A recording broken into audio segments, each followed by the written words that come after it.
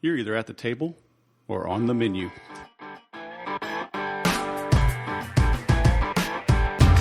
Hello, my friends, and welcome to the 207th episode of the Sales Podcast. I'm Wes Schaefer, the Sales Whisperer, your host, and that little quote is from later on in this interview with Tim Sanders. You know, I've been in sales for over 20 years. I've been reading self-help and marketing and sales books and entrepreneurship since at least 1994. And that was a writer-downer. I have several writer-downers from my interview with Tim. You are in for a treat. This guy is a professional. But if you missed last week's episode, go back and check out Dennis Yu. Dennis Yu, I've known for a couple of years now. He is a wizard at online marketing, especially social media and pay-per-click advertising. He runs the social media marketing for the Golden State Warriors, and he gives very specific information and insight. Actually, he had his entire team. We did a video interview over Skype. He had his whole team in Utah chiming in, but he gives specific strategies on how you can start advertising on Facebook, very targeted, for $1 a day. So you need to check out what we're talking about there, and you can tune in at thesaleswhisperer.com/session206 for the notes and the downloads and the link to the giveaway he had mentioned. Next week, we've got Jody Ardito. Jody is a virtual friend. She's here in Southern California. She is friends with Ben Settle, who I had on the Sales Podcast not too long ago. He's a copywriting genius. Jody is a webinar marketing genius. She actually just has a new Facebook private group as well, the Wizards of Webinars. So if you are looking to grow your business via webinars, because there's a lot of people talking about this, and a lot of people have been talking about this, but there's always, the devil's in the details. Oh, just do webinars to sell. Well, you still need a shopping cart. You need a CRM. You need some type of email marketing or marketing automation system. You probably need a website. You probably need landing pages. I mean, there's always something. And everybody wants to sell you the easy button. Then you find out, well, I need to buy another easy button. Next thing you know, you're buying 10 easy buttons, and it's not so easy anymore. So Jody really helps break that down. So you're in for a treat with her as well. Now, along those lines, if you would like some free advice on how to grow your sales and how to automate them, I have a new free offer at my website. It's on a pop-up. Let it sit there for a couple seconds, and it'll pop right into your browser. And it is the 7 Steps to Automation Success. I just posted on Facebook. I was looking at my statistics here over the last 14 days since I went back and took control over my own marketing, and my leads are up 172% ever since I put that on my website and took control of my own marketing. So let me see here. Here you go. 14 days, 184.22% since I put that back on my website. So somebody please slap me if I ever take away pop-ups. People say, we don't like them, we're frustrated with them, but they work. And the reason they're up there is because it presents something that's easy and obvious and enticing to our visitor. Obviously, you have to make it easy, obvious, and enticing. If you run a vegan shop and you have a coupon for bacon, then that pop-up is probably going to be irritating, and they'll probably leave your site. But if somebody comes to your website and they're looking for sales tips, CRM tips, marketing automation tips, sales and marketing automation tips, CRM tips, and you offer something along those lines like I do, dun, dun, dun, people opt in. So check that out. Again, it's just on the pop-up at thesaleswhisperer.com. And now let's bring on Mr. Tim Sanders. Tim Sanders from Las Vegas, fresh off of vacation. I am expecting this to be the best interview on the Sales Podcast ever, because I think you're the first one to ever come right off of vacation. Are you ready? I'm ready, dude. All right. Very nice. Hey, man, thanks for taking some time. Ran across you online. I liked your profile. Deal Storming is your book, The Secret Weapon That Can Solve Your Toughest Sales Challenges. But for our listeners that may not know much about you, would you mind take a minute or two, give us a little thumbnail sketch about yourself, and then we'll dive down the rabbit hole, as I like to say? Absolutely. So I've been in sales most of my life. I started out in junior high selling radio spots in New Mexico. This is the late 1970s, Wes. Whoa. And over the course of my career... Okay, for all of our young people listening, a radio, when you look at your parents' minivan, the metal thing sticking up that sometimes breaks, it actually grabs sound from the air. And that's a radio. Okay, all right, as you were saying. Well, yeah, so I start there, and by the mid-1980s, I'm selling for Southwestern Bell Mobile Systems. I was one of the first enterprise sales guys there. We launched a new product called cellular phones. You remember them. They didn't work. They were huge. They cost a lot of money. Good times. Anyway, over the course of my career, I've had a wonderful opportunity to work with entrepreneurs. I was an early-stage employee at Mark Cuban's Broadcast.com. That's the one, Wes, he sold to Yahoo for $5.8 billion in 1999. Man. And after the acquisition, of course, Mark left and did the Dallas Mavericks. I moved out to the Silicon Valley and became the Chief Solutions Officer at Yahoo. I served there until middle of 2005. After that, I've been consulting mostly to enterprise groups on how to close big deals or put this thing in place we're getting ready to talk about, deal storming. I published 5 books. My first book, Love is the Killer App's a New York Times bestseller. My most recent book, Deal Storming, is absolutely focused on people that want to move up, do bigger business, and become a real sales leader. Very cool. I did not know you had 5 books. So that's all right. That's an interesting history. So you're hanging out with Mark Cuban, and that was in Dallas, right? Yeah, absolutely.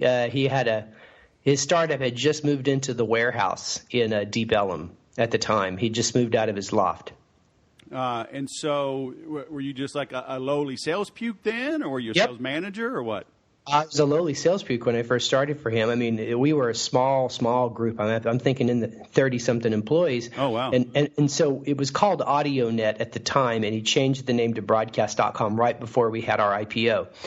And by the way, it was the biggest opening day in IPO history and still is in terms of the gain first day. But anyway, we were in his warehouse, and I worked mostly over the phone selling the university market the concept of audio and video streaming services, both live and hosted. Over the 2 or so years I worked for him, 2.5 years, I eventually moved up and became the manager of business development, working on some of the bigger opportunities for the company right about the time that we sold to Yahoo. Very cool. So is he the real deal? Is what you see is what you get?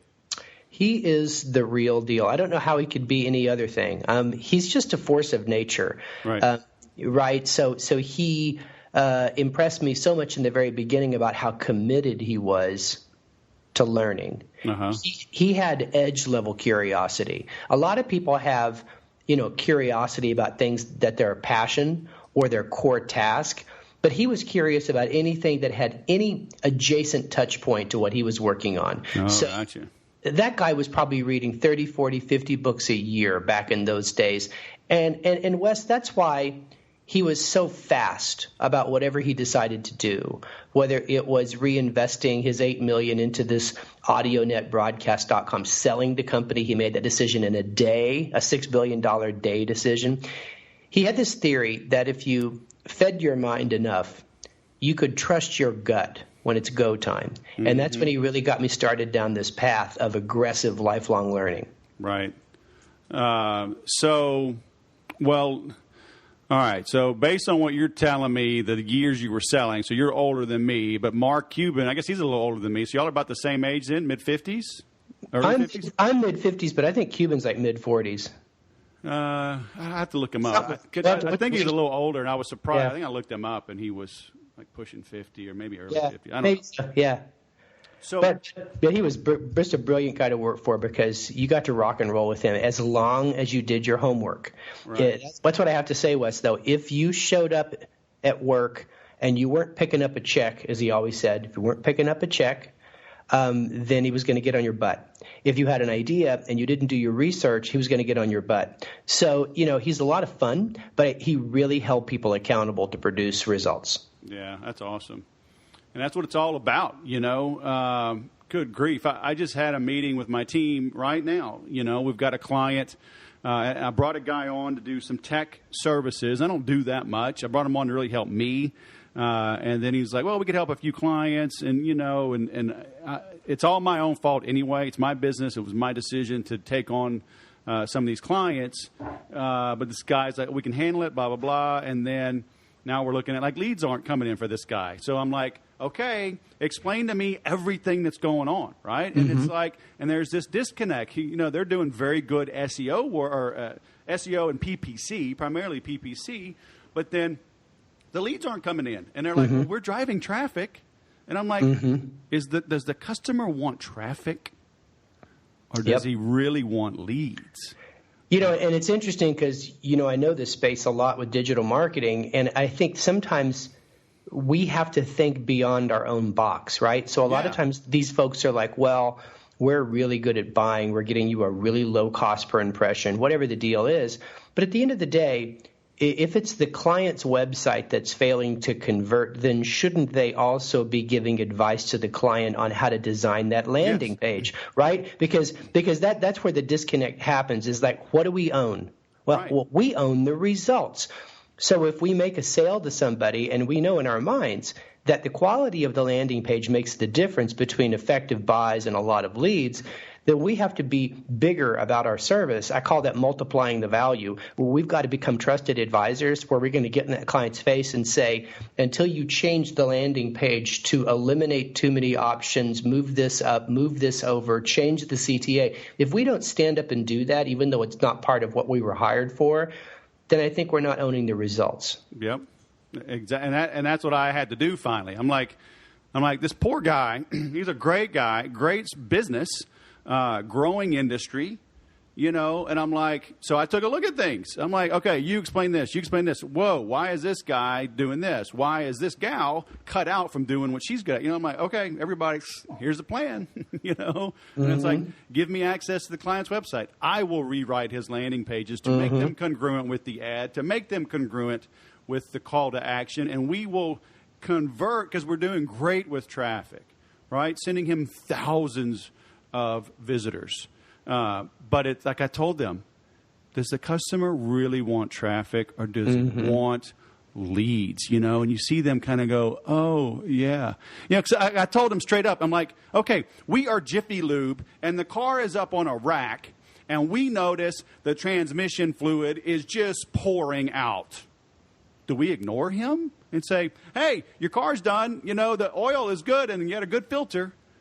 Don't you tell the guy? That's right. I recommend, here's 3 people we know that do transmissions. All of them are very good. We recommend you go call one of them right now. Ah! Right. Oh, my gosh. Right. But you've probably seen that even more than I have. That's an interesting career. So I love Mark Cuban. We can talk about him forever. But tell me about your Yahoo. So you were Chief Solutions Officer. What does that mean? Did you see – you've certainly seen Pulp Fiction. Oh, yeah. Okay, so I have to set the scene for you. So I show up at Yahoo. I moved to California at the beginning of 2000. Okay. .com crash sets in around March of 2000 for those that might remember back then. So everything just went crazy in the stock market. Yahoo, when I joined, was about $225 a share. It got about to $260, I think. And in less than a year, it was probably down to like $9. Just to paint a picture for you guys. And we weren't alone. Excite, Lycos, those guys all died, right about that time. So anyway, I show up and it's just crisis right and left. And we had to rebuild our business really quickly with traditional companies because we were getting all of our money at the time from .coms. Sort of like the SaaSters of today, they get all their money from other SaaS companies. It's a really scary thing, dude, because when there's a market crash like that, your ecosystem just dies. Yeah. So we had to go out and get deals done with Procter & Gamble and Disney and Nike, GM, et cetera, all the traditional advertisers to save our bacon.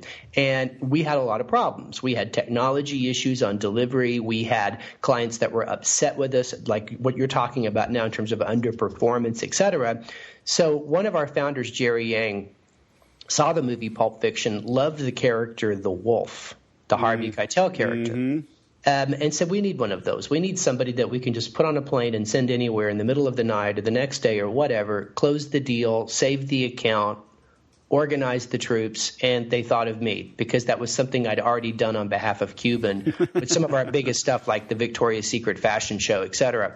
So that became my job, and it was an ugly job. 2001, I traveled over 300 days. By the time I left Yahoo, I'd accrued about 5 million miles of frequent flyer miles. So it kind of paint a picture for you. And even though the Yahoo case study has gone sideways in the last decade or so, what people need to understand is that when the market crash happened, there's only a few brands that made it out alive. eBay, Yahoo, Amazon, et cetera. And at the time with Yahoo, we were able to go out and rebuild $1 billion book of business in less than 18 months with traditional companies.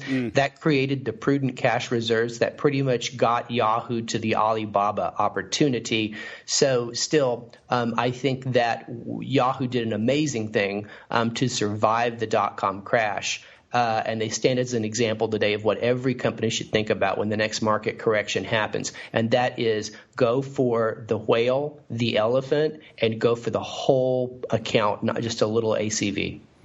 Not just a little what? Little annual cash value. The one thing I learned early on at broadcast.com is that the greatest barrier to entry is your sales team willing to do the complete omnibus deal and take the entire activity segment off the table for every other startup. So when you go in and you try to close a $3,000 or $4,000 deal so you can, quote, get in and move around an account, you're at risk of losing your business a year from now from some crappy but more aggressive company that's big that goes in and says, we want your entire tech stack. And then they kick out all the startups. I tell people all the time, the one thing I learned at Yahoo is it's just as easy to close and deliver on a $10 million deal as it is a $100,000 deal when it comes to services. Now that is interesting because I had Jason Swank on not too long ago. And he built a nice digital agency, sold it for 8 figures. And his approach was just the opposite. Now, I mean, he wasn't a pure sales guy. I mean, he was going after marketing. Now, he was smaller, right? He wasn't the big guy. He was the little guy, probably trying to compete against the Yahoos of the world, at least in the marketing advertising space. And he went after small deals to get his foot in the door and then would infiltrate and kind of, eat away at the competition from within. Oh, I think there's a lot of examples of people who've been able to do it. I've seen thousands of people try it. I've seen dozens of people success at it. But, the reality is that I'm going to go back to the software as service thing. If you're in some kind of data software as service business and you go in and you think you can land a $20,000 account with P&G and not have Oracle kick you out in 6 months with a service that's not even half as good as yours, you're crazy because that's what they do. And I'm just saying that, even for an agency, and by the way, great success story for Swank, couldn't have enough respect for him. But even for a big success story like that, you have to understand for every agency that goes small to big, there's 9 that'll tell you that they did great work and they had just kind of hit their stride with that account. And Omnicom came in and kicked them out. Okay, so let's use me as an example because, I'm my favorite subject, right? I mean, can we just be honest, okay? So I don't have a big firm, and I have a small team. And should I go try to gobble up a big deal? I mean, because the intellectual property is the same. The stuff I would teach a 3-person real estate firm is the same stuff I taught Dell in 2007 to 3,000 people. Right. But then I was part of a team. It wasn't me leading it, but I did see how it was done from the inside out. I mean, so should I go after another Dell type account, but instead do it on my own and then just say, you know what, if I go land a big deal and I need 25 people, I can probably just go screen them and hire 25 good trainers to fulfill? So it's a complicated question. Let me give you an equally complicated answer, right? I want simple. I want an easy button, man. You have 30 seconds to solve all my issues forever. So here's the strategy. You got to take a look at all your competition and ask, are there any elephants in your competitive space? Big, huge companies that are aggressive. If the answer is yes, then you need to change your deal mix where at least a third of your revenue comes from a big deal. That's a good way to shift it towards that model, because if you've got an elephant in your space, like I said, they're eventually going to start doing roll-ups on accounts if they're not already. And the client will choose a single source every time over a better product. So if you don't have an elephant in your space, then I think that you continue to sell what you really think you can truly deliver. But if you've got the elephant, here's what I suggest. One, you got to change your mix of what's going out the door proposal-wise. If your average cash value of a deal today is $10,000, you need to start looking for at least one $100,000 opportunity being generated every single month. The second thing you've got to think about is how you deliver services. So for a lot of smaller firms, they're kind of a vertical stack, right? You kind of do everything yourself, and you've got a couple of freelancers that help you when you get really busy. But now you need to think a little bit about moving out horizontally. This is what I did when I was working for Cuban at Yahoo, when we started trying to go for mega deals like the Victoria's Secret fashion show, the one that broke the web. In 1998, I had to go out and start putting together coalitions of companies that served the customer activity space, right? Here's an old saying, Wes, that the customer doesn't want to buy a quarter-inch drill bit, right? They want to buy a quarter-inch hole. So when I was doing a big deal to do an online web broadcast, buy a Super Bowl spot, break the internet, all that, I had to think about everything my client needed to have done for that to occur. And it went way beyond event front end and basic pipes for broadcasting. That's what we did. We had to go out and get partners like Level 3 and UUNet for network redundancy. We had to go out and get partners like Razorfish for e-commerce design because there was a shopping component to the event. And basically, we were able to put together a network of about 5.5 companies, but we ran the show because it was our deal. And we also made a little bit of an override on what everybody else made on the deal, but we kind of opened up the pie a little bit to providers, and we were able to not only beat real networks for that, but we beat Microsoft Windows Media Player for that deal at the same time. And we were just 100 or so people. We weren't a big company yet. So you can punch bigger than your weight, but if you're going to go bigger, you got to move out horizontally and network. Man, all right. I like that. So, I mean, were y'all considered small at the time? I mean, being a we were a company? Absolutely. I mean, you have to remember there was no cloud back then. There was no crowdsourcing back then. So, to start a company that was in the tech space, you needed millions of dollars to buy a huge room of servers. I mean, I remember that point where we started to actually do co-location. I mean, when we started, everything was in the back of that warehouse, everything. So you had to have like 10 or 20 employees just to, turn the lights on. So, no, I mean, I think everybody in startup world that was anybody back then was at least 100 or 200. This idea now of the Instagram 7 people that sell a company for $1 billion, I mean, that's crazy. Right. At the moment we sold to Yahoo, I figure we had 400-ish employees. Because once we IPO'd, we started to scale up really quickly. Right. All right. So I love that concept. I mean, because that's in a microcosm. I mean, that's what's happening right here with me with this little client. He bought Infusionsoft from me, and he's like, "Hey, can you help with PPC?" I'm like, "Yeah, I can help with PPC." And then now I'm looking at it, and it's like, I should have taken a step back and said, look, dude, you're going to need a lot of stuff. You're going to need landing pages, copywriting, graphics work, PPC, SEO, email sequence creation, on and on, to really do it right. Which brings up another point. I mean, you got to choose who to lose, right? Because you can't help everybody.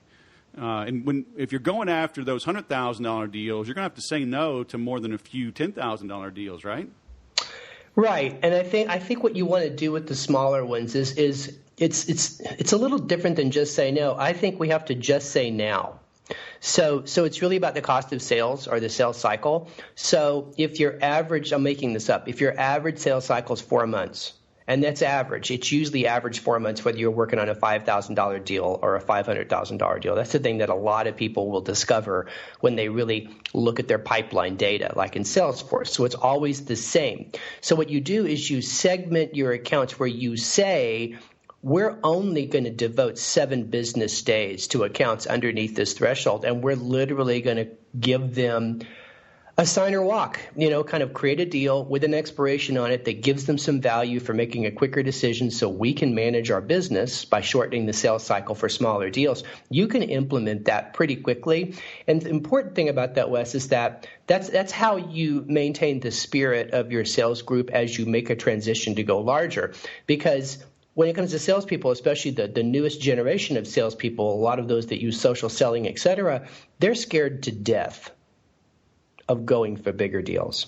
And the reason they're scared of it is not just because of the number, but the complexity, right? The number of decision makers, the diversity of decision makers, the navigating this Byzantine, buying style of companies that are going to spend 6, 7, 8 figures. So a lot of times people are very afraid of that. So you got to give them a transition point. So I think if you just remember this idea, just say now when it comes to the small deals, then you're going to be able to create a smart segmentation and scale and get into some of the bigger opportunities. So when you say just say now, let's say you've got this 4-month cycle, and if somebody is a brand new lead, that 1 week, 2 weeks into that 4-month cycle, do you allow automation or tools like that to kind of let that prospect percolate, and then you go after those in the 3 to 4 month area and say, okay, time to fish or cut bait? So step one is you've got to have a value that you're delivering to the market that's head and shoulders better than your competition. Like we can deliver 2x more traffic, something like that. So that's important that you never forget that's what's going to make you different in the services space. But once you have that, you need to set a crystal clear expectation up front that the service is so valuable. You focus a lot of your business on the biggest client. So as a result, when you accept smaller items of business, the $2,000, the $5,000, the $10,000 a month client, you have to have a decision right away because you've got to maintain your sales mix. And when you talk to the clients, I'll give you a great example. I've heard this. So back in 2004, I was talking to a financial advisor in the Silicon Valley, and he had a great track record, dude, of great investing through ups and downs, getting people in on friends and family, et cetera. But here's what he says to me. He says, you don't even have $1 million to invest with me. You have a fraction of that. My average client's $5 million. If you like what I do, you need to tell me by Monday if I'm going to be your advisor because I'm a very busy person and I want to spend all my time serving you, not selling you. And he gave me a very short fuse. I absolutely went with it because that's a great service you provide the client when you give them a drop dead date. And he set my expectation up front, and that allowed him, because I've known him since then, it's allowed him to really average up his account size. So he's increased his account size from when I met him, when he first started out, he was really doing great with the advisor mix. He's increased it by about 400% just since I've known him. By doing that, by really focusing on the big value delivery, being very upfront with the prospect. And I think the key phrase is, I want to spend my valuable time serving you, not selling you. Right. That's awesome.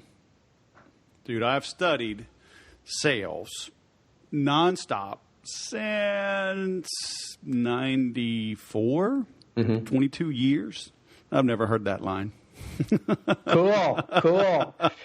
I'm full of it, buddy. I collect those little fortune cookies. I do too, man, but that's good grief. That's a diamond in the rough. I will be retweeting that for years to come. Excellent. So that's really good. So what about, people selling today? Because you mentioned social selling, and there's a lot. Gary Vaynerchuk is obviously influential in the world today. Is jab, jab, jab, right hook. It's give, then ask. But, if you're selling B2B, you're not in control of the company's blog. You may not even be able to do much social media on their behalf. You're certainly not in control of the website. You're probably not making any of the marketing literature, et cetera. So how can a corporate salesperson today, cut to the chase or cut through the clutter? Is selling still the same? Do they need social media? Are they getting weak because of social media? Here's what's going on. More than ever, you need to get a mobilizer at your prospect company to get on your side and bring together all the cats this 5.4 decision makers, and get them to move to action. This mobilizer, you might have called them a inside champion in the past, but they're not necessarily friendly to you, or it's not that they like you or that they'll talk to you all the time or they like to have meetings with you. The mobilizer believes in change. The mobilizer is really worried that her company's not moving fast enough to solve their problems. So she'll probably debate you the first time you're meeting with them, but you'll recognize her. She gets stuff done. She's considered a teacher inside her company. So as a B2B person, what you want to do is you want to leverage your time on social media, preferably a network like LinkedIn, or if you're a real estate agent, something like Nextdoor, and you want to find those mobilizers, and you'll recognize them because they're often teaching. They're often talking about disruption. They generate a lot of content that'll make you scratch your head and be surprised. Engage with their content. Not just liking it, because no one really notices their likes. That's like so 2010. You need to comment, and you need to provide smart, intelligent additions to whatever the thread is. You want to share, and you want to add a little bit to the share, because people do pay attention to that, dude. Edison Research says that almost 40% of the times that we go back to our favorite social network as an adult, we're just checking to see how much interaction people have had with our last update. And I'm not talking about marketing people. I'm talking about all adults. So I think interaction is something that is within the control of every B2B sales rep. Just be organic, be consistent, and be laser focused on creating relationships, not with prospects, but with mobilizers at prospect companies, because they can literally shorten your sales cycle by 75%. Remember, your competition is the status quo. You can't sell anything unless you convince the client to make a change, and 80% of your deals in pipeline are no decision, no change, and that's a fact. Good grief, 80%? 80%. It's all if you because I've done some of these pipeline audits. Actually, I've done a lot. I've probably done 30 different clients. We do this, and the salesperson and the sales manager and the RVP, they all kind of tell a story about, well, there's been changes at the company. We've actually moved from a smaller deal to a larger opportunity. They're just waiting on the next. But you have all of these answers. But when we would go back and actually talk to the prospects, 80% of the time they said, we just decided to stay with what we were doing. And what I noticed mostly is that they just bonked out. Like your lead contact just got exhausted because she really wasn't a mobilizer, and she just got frustrated at all the bureaucracy, and she got tired of the process, and she had to go back to work. So she stopped returning your phone calls. And when you finally got her on the phone, she explained they'd had a reorg. I mean, it's the reset button, and it happens all the time now. That's why speed is so critical to sales. And I don't mean speed in terms of how quickly you close them, because today we don't close deals. We set up deals that close themselves, okay? Because there is no close anymore. These closing academies, they make me crazy, dude. Because unless you're selling timeshare or residential real estate, you're not belly to belly with every signature. Because if you look at an enterprise deal today, it looks like freaking Declaration of Independence when you count all the signatures, that have to be collected either verbally or really. So I think the trick then is that you have to understand that a done deal is 100 problems solved through every level of the sale, from making first contact to getting your final contract signed off on by everybody involved. You're going to solve 100 problems to get from A to Z. The question is, how quickly can you cycle through the next play? Right. So if you're trying to get in the front door, find the mobilizer, get the first meeting, and gain enough intelligence to get to level 2, conceive what the deal looks like, then you have to give yourself a sprint deadline. Think of it like less than 2 weeks to accomplish all of that. And the emphasis is on next play and speed and getting to the next level. If you take that mentality on, you're going to exponentially outperform in your market, because the companies that solve problems the quickest are the ones that sell the most in today's B2B world. And there is a lot of good research to support that beyond what we've done at Deeper Media. Yeah, that's awesome. I've got a sales training program called Make Every Sale. Mm-hmm. And, part of it's a play on words, because people ask, you're saying you can make every sale? It's like, well, that's the goal. But, realistically, it's not going to happen. But it's that deeper meaning. Like you're talking about There's multiple little sales that have to occur. Even in your marketing, right? You send an email, well, are you done? Well, it's got to get it. You have to keep it from not being deleted, right? Well, you've got to install the urgency. You've got to equip the mobilizer to sell on your behalf with a smart device, whether it is a visual representation of the value you deliver, an analogy that's just perfect, a mashup, whatever it is, from installing urgency to equipping your mobilizer, there's a ton of creativity and sales innovation that is required today if you want to turn complexity into your competitive advantage in the market, which I've seen a lot of companies do. So can you elaborate on that, turning complexity into your advantage? Yeah. So certain markets, if I say that the average big deal is 100 problems solved, certain markets can be 1,000 problems solved. Right? So certain markets are more complex than others. And the more complex the market, the more that speed and problem solving produces huge results. Okay? So if you're really fast in problem solving, but whatever you're selling isn't really that complex, let's go back to real estate. So let's say that you're selling commercial real estate, you have kind of a specialty on distressed properties that are 40% off, so you've got a lot of price leverage, et cetera. That is not a complicated sale. That's about 3 decision makers. You might even be belly to belly with the person that signs.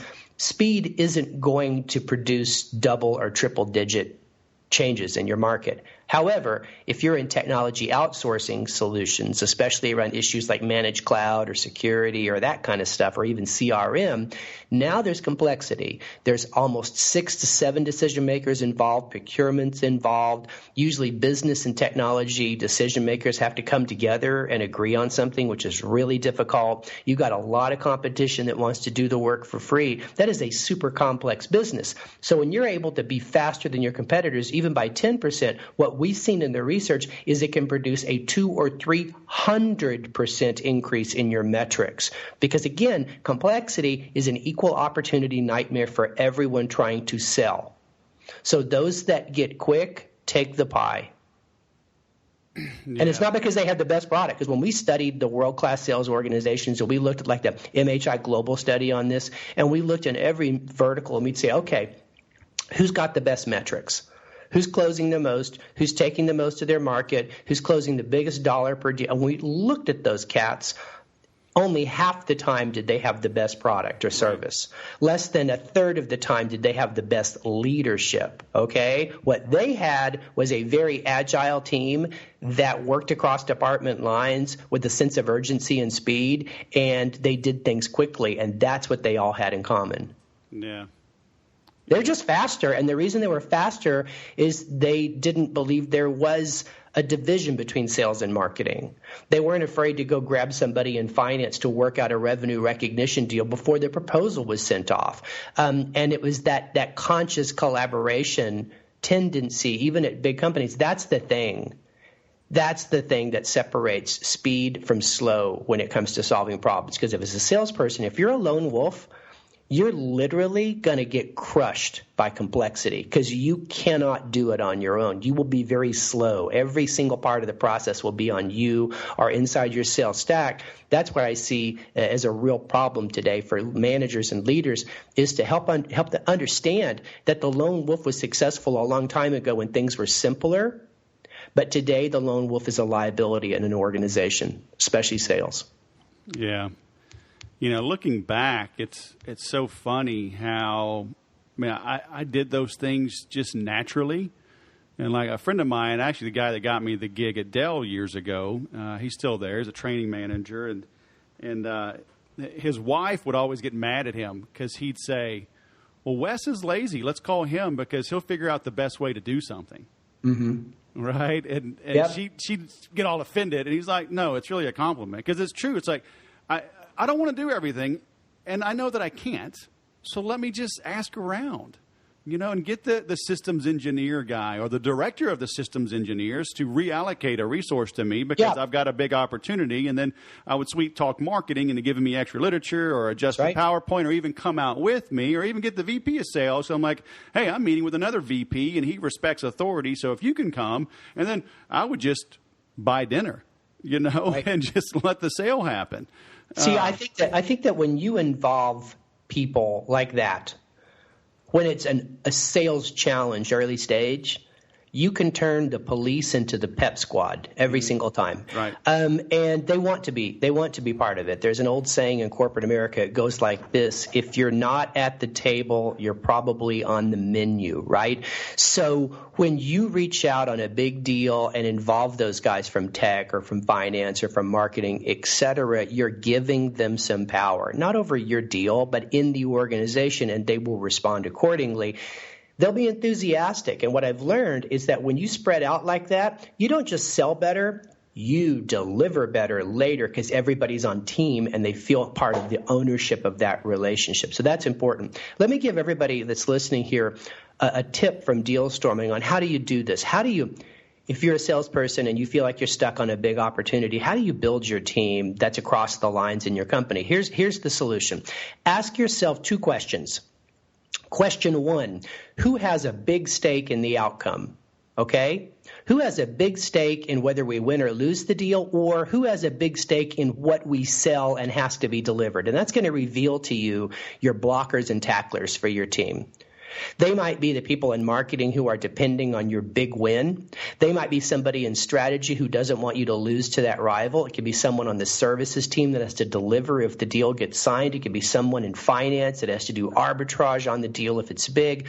Those are your stakeholders. The second question you ask is, who is an expert about my problem? Like the one in front of me, not this account, the one problem that's in front of me right this moment. And that's your skill player for your team, or 2. And you want to keep the team small. But if you involve several stakeholders and a few experts and make that your core solution team, you're going to harness the power of multiple perspectives, multiple ways of seeing the world. And people will come into that room ready to solve your problem and then deliver on it once you make the sale. Yeah, that is awesome. I'm pulling up your books here, and I'm going to be linking to this as well in the show notes, so everybody will have access to you. But did you write this book, Love is the Killer App? Is that yours? Yep, it sure is, man. It's the first book I wrote. Very nice. How to win business and influence friends. I like the little play on the words there. So there you go. Yeah. It's been a very successful book. We've had it translated into 15 languages. It's got 1 million copies in print right now around the world. Oh, my God. And the basic message of that book is that you will find success by promoting success in other people and learning how to expect nothing in return other than they pay it forward. And if you can conquer your ego and your greed and all the other things that hold us back from doing that, you can be wildly successful. Wow. Sounds kind of like the golden rule. Well, it's sort of like that. It's the idea that anybody can add value, but only the special people in the world multiply the value of everyone they do business with. And that requires not just generosity, but a lot of curiosity on your part and your ability to share without expectation. That's the tricky part of it all. Yeah, that's cool. So who do you serve now? I mean, are you doing consulting for bigger companies? Are you doing training for companies, like training their salespeople? I definitely made a transition when Deal Storming came out to move from consulting to training. I'd been doing consulting a lot on the formation of Deal Storm teams, how to change the sales process so it's more collaborative, thinking kind of at the consultant strategic level. But what I prefer to do is to train sales leaders on how to implement this process of saying, okay, how do we create this Deal Storm resource inside our company? How do we organize teams? How do we run meetings? That's really important. I spend a lot of my life researching how I can lead a meeting of 8 people from 4 departments effectively as an account executive. That's a really tough thing to teach people, but if you teach an AE how to run a meeting, they will grow up to be a leader. Now, so I spend a lot of time doing that training and speaking at conferences and conventions. So on running meetings, you're not talking about a sales manager running a meeting. You're talking about an account executive going into that complex sale, bringing all the powers that be, all the influencers, and running that meeting, right? See, I've run over 100 of these Deal Storm projects between Yahoo and my consulting. And what I've learned is that if the CEO runs the Deal Storm, it's going to suck. Because everybody's going to anchor around the CEO's idea. originally the meeting's going to get put off 3 or 4 times because the CEO is busy.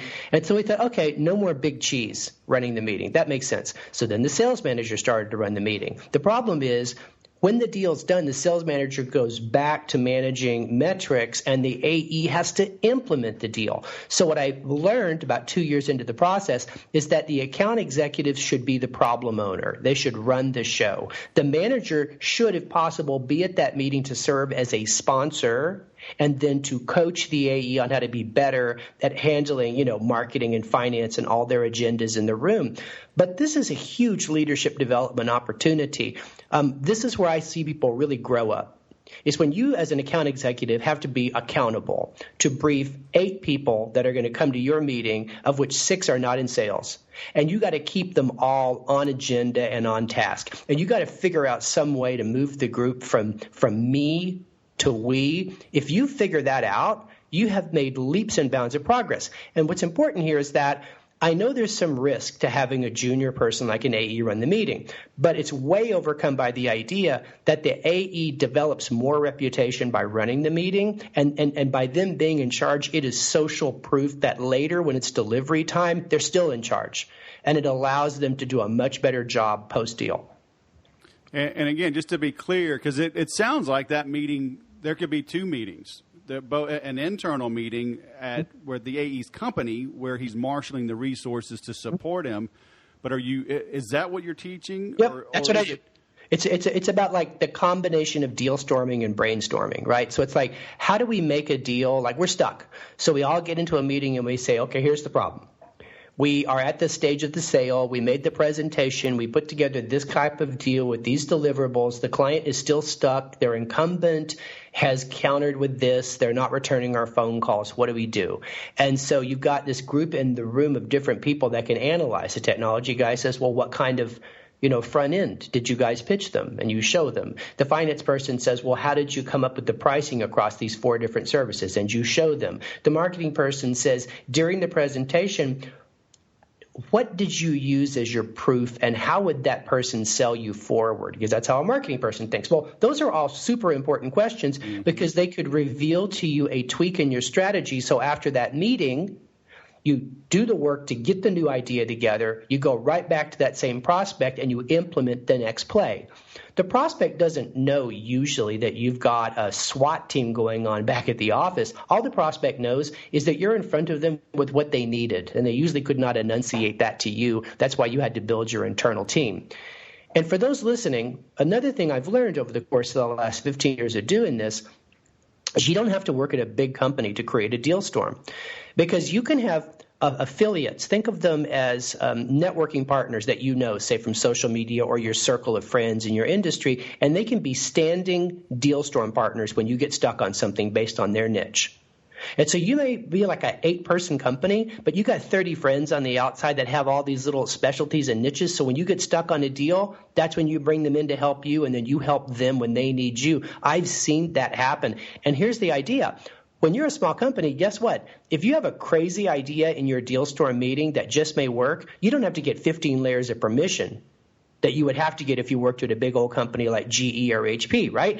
So when deal storming works for a small company, man, it really works because they can be agile and they can go for moonshots. So don't just think that the deal storming process of organizing teams and leading them to collaborate on the next play, don't think that's just an enterprise play, even though in my experience, that's where I've seen it used the most, because it's just the easiest to build from the inside because everybody's motivated to beat the rival or book the revenue. Yeah, that is awesome. Well, Tim, where should we send people? I've got your website, timsanders.com. We'll be linking to that. I've got your book site as well. Yeah. So here's what I want to suggest. So for everybody that's listening right now, what we offer is a 2-hour video boot camp. Wow. That you get when you buy the book. And if you buy the book for your team gets a boot camp. Just visit dealstorming.net. That's dealstorming.net.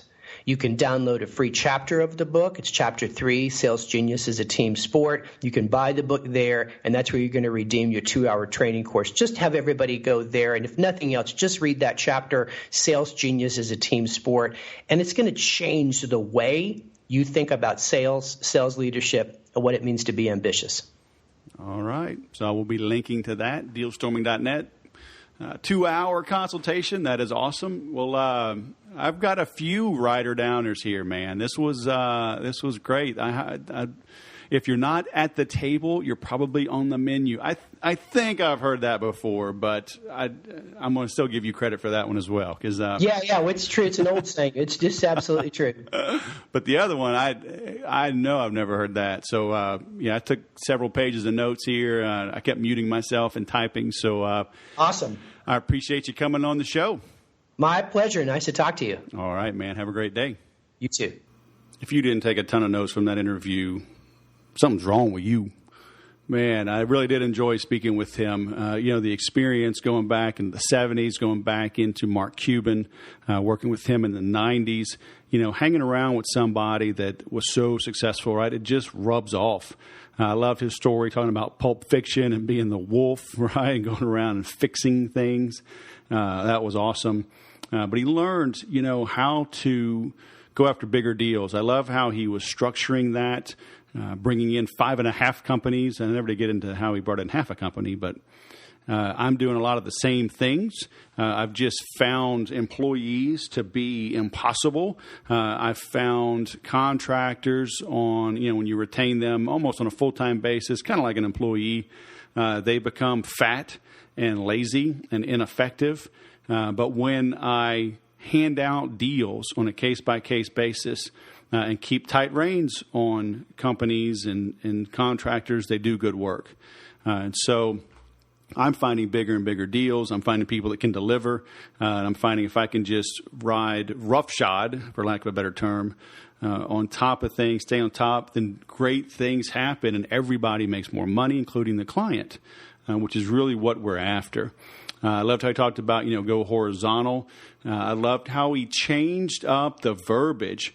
You're going after a mobilizer, not just an inside champion like it used to be back in the day. And I can totally see that. And sure, the roles overlap a little bit, but getting people off their butts, maybe that's really what an inside champion was back in the day, was getting people moving. I love that visual. I love what he was talking about, on being faster than your competitors. Right? Be 10% faster and get a 200 to 300% boost in earnings. And like you said, you don't even have to be the best. Just be there. Be ready. Just like, if somebody's drowning, it'd be nice if you pick them up in a luxury cruise ship and help them recover with, pina coladas and massages as you come back home. But, throw them a life jacket, throw them a piece of wood, right? They'll be happy. So are you getting to market quickly, or are you letting great be the enemy of good enough? And I think the answer to that. Most people are struggling with that. But I've got all the notes. I've got links to his books. You can catch everything and engage with Tim on LinkedIn, on Twitter, at thesaleswhisperer.com/session207.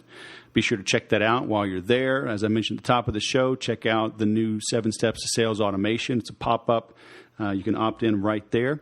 If you're on the blog, look over on the right-hand side. I've got a new daily email, the Inbound Sellers. Again, that is free as well. Tune in there and see what comes out of my head every morning to help you sell mo better.